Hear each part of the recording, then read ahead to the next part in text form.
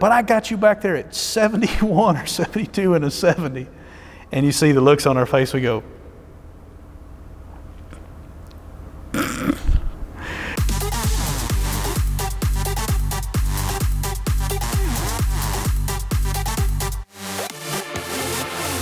when I retired in 2013 from the Air Force, there's a couple of things you have to do. It's not written rules, but these are rules. You don't do anything for a month or two. You don't shave, you don't cut your hair, and in my case, you don't wear clothes for a month. So I basically laid around in my robe for a month.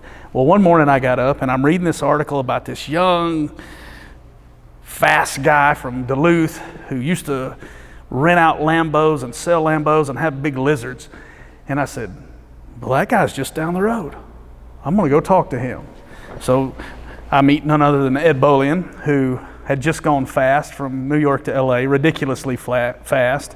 And while you can calculate on your phone that those numbers are breakable, let me know. I'd like to see it. So I had crunched the numbers and I thought, I think that's doable. I'm gonna go talk to this guy. I didn't have a job, I didn't have anything else to do.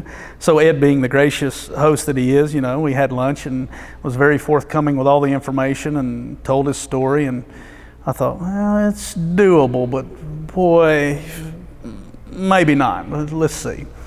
So as I met more of the guys that do this kind of thing, a guy wanted to do a Jacksonville to San Diego run because another guy, Dave Simpson, had just done it and had gone fast, and crazy guy did it by himself.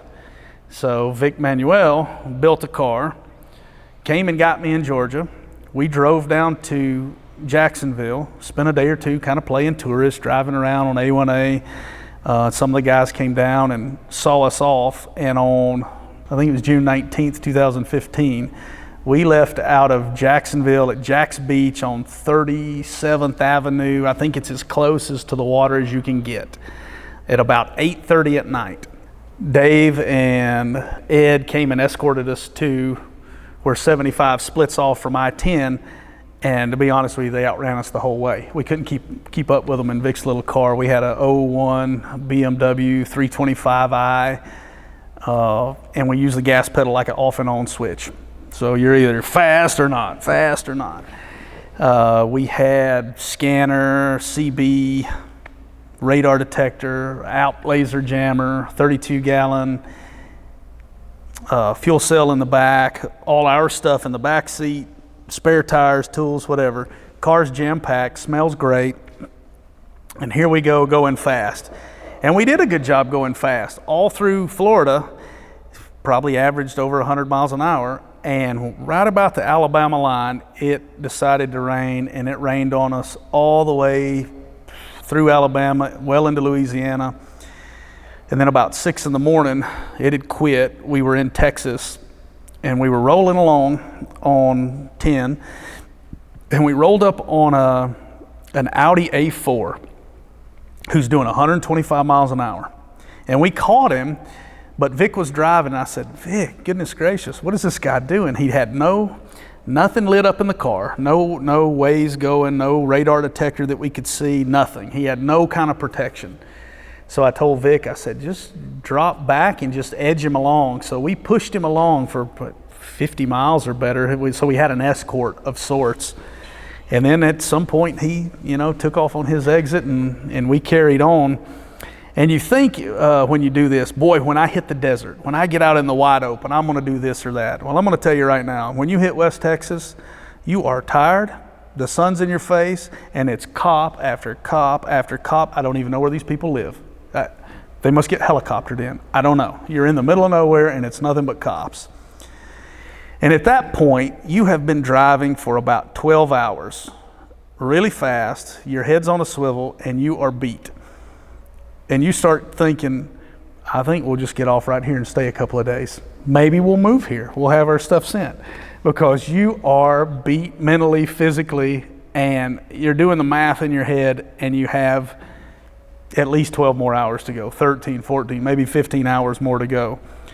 And I would nod off, and Vic would yell, Bill, Bill, Bill. He just yelled Bill like the whole time. And Oh, I just held it, and I'm like, just don't let me run off the road. He's like, what are you doing? I'm like, I'm trying to take a nap. Quit being so loud. Going into California, it's a divided highway with cable run through, little metal I-beams standing up.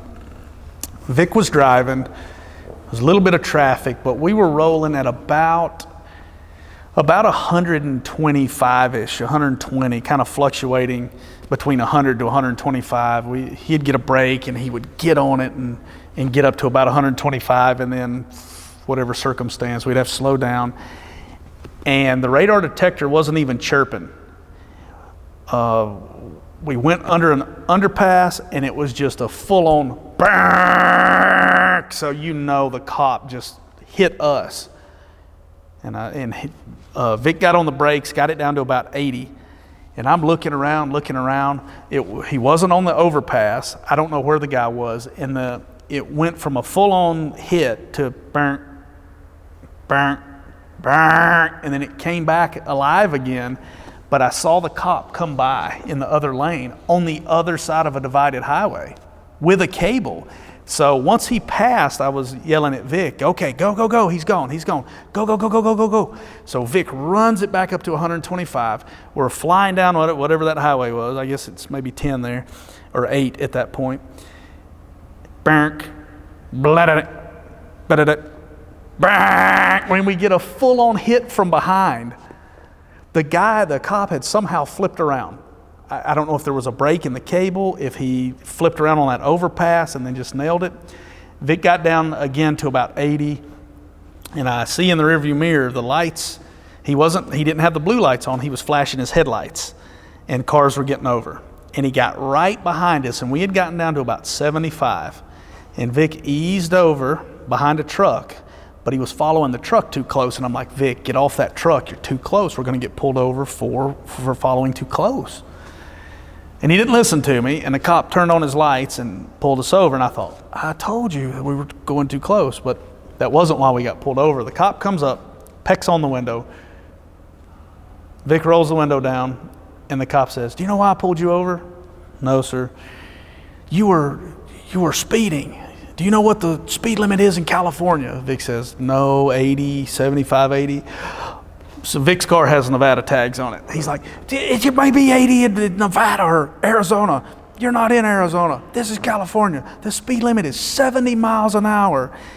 And we're both, you can see on the camera, we're like, oh boy, here we go.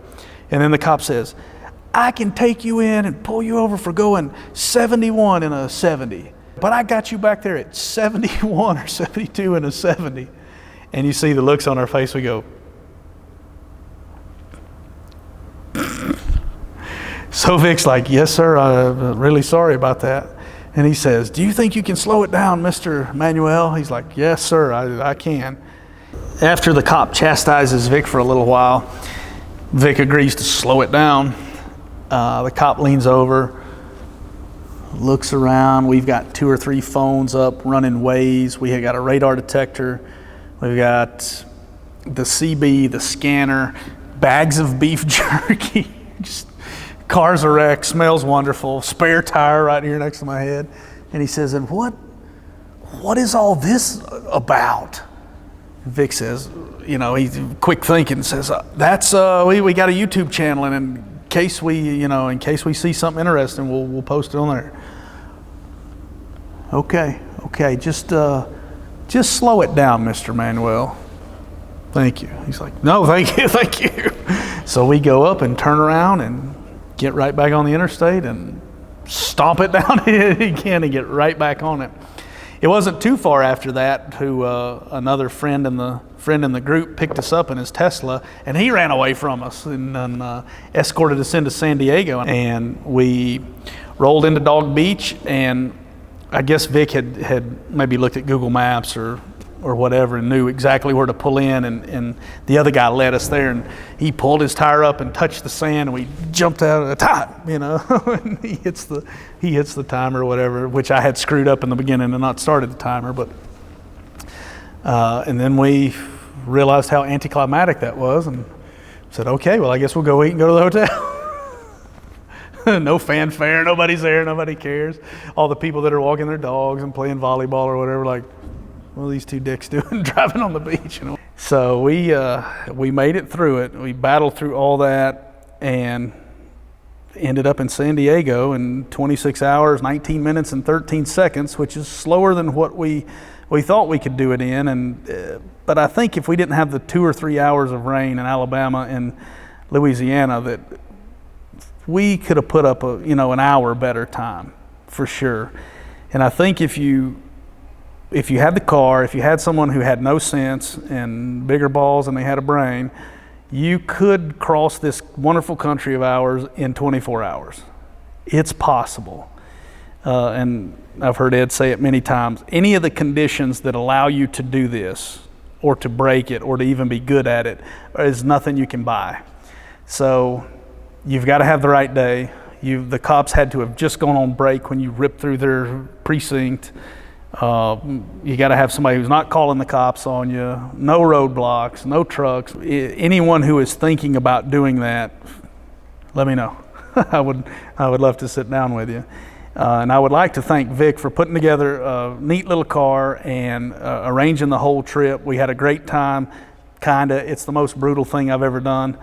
I know Dave Simpson had it twice as worse as we did because he did not have someone looking out for him. How he stayed awake, I have no idea. He's 5 times tougher than any of us and 10 times crazier.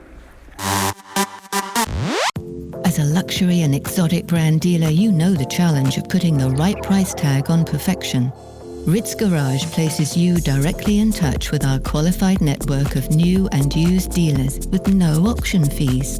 Ritz Garage. Premium cars, premium dealers without premium fees.